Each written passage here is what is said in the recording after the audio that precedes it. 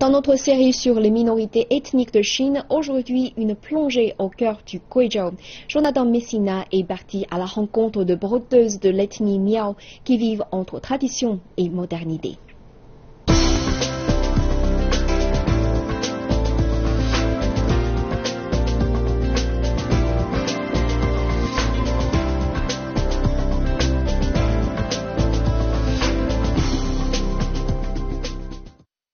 Vous connaissez sûrement la broderie à la française, et bien sachez qu'en Chine, l'ethnie Miao en fait depuis plus de 3000 ans. Le village qui se trouve derrière moi est connu pour ses techniques. Nous sommes venus jusqu'ici aujourd'hui pour les y découvrir. En chinois, le terme Miao signifie jeune pousse. Les Miao, aussi parfois appelés Hmong, sont une ethnie plurimillénaire de plus de 13 millions de membres.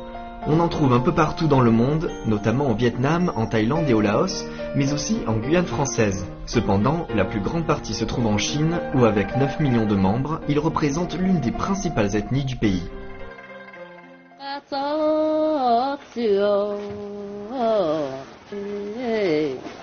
Je suis sur la place du village avec les brodeuses Miao. On a beaucoup de chance aujourd'hui parce qu'il y en a une qui est en train de chanter. Elles se réunissent en général pour travailler ensemble ici. Comme vous pouvez le voir, aujourd'hui, elles brodent des fleurs. On en voit sur leur tablier, sur leurs manches, et elles font également des ceintures, comme celle-ci.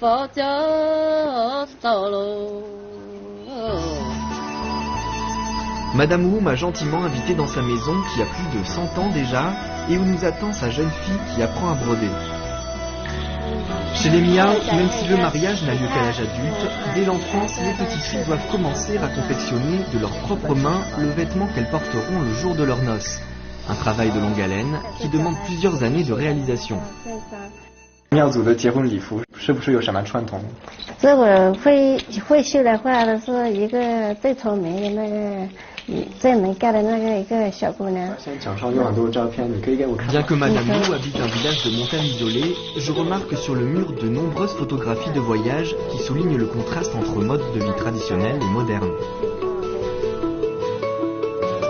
Grâce à l'intérêt porté à la broderie Miao, y compris par certaines grandes marques mondiales, Madame Wu a eu l'opportunité de voyager dans la capitale, à Beijing, afin de continuer à promouvoir son art. Aujourd'hui, avec d'autres brodeuses Miao, elle travaille dans une entreprise installée près de son village et qui attire les designers étrangers intéressés par les techniques artisanales traditionnelles. Alors, est-ce que vous pouvez m'expliquer pourquoi est-ce que vous êtes venu jusqu'ici dans la province de Guizhou?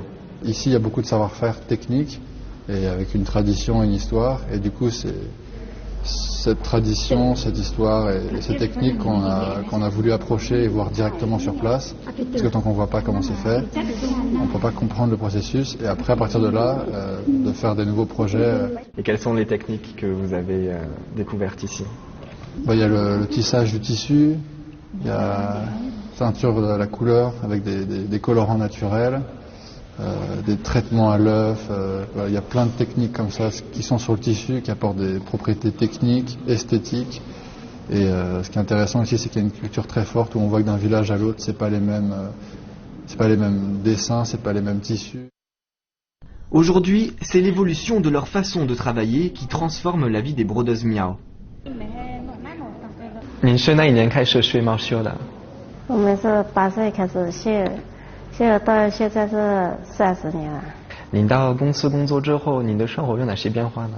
我愿意来这个公司上班，但是像在家的话，也没有收入。在家是做农活，有累，下雨去那个赶铁去。如果在上班，也有收入这样。啊，我看到您的女儿很活泼，她很喜欢围着你啊。我不喜欢出去光打工啊，这样我是为了小孩。这才带他来这边看了，他天天都想女儿、想儿子啊，这样不想离开那个人。Dans la broderie Miao, les gestes sûrs et précis s'apprennent et se transmettent de génération en génération depuis des siècles, voire des millénaires. Sur le mur qui se trouve derrière moi, vous apercevez des photographies des brodeuses de la minorité Miao.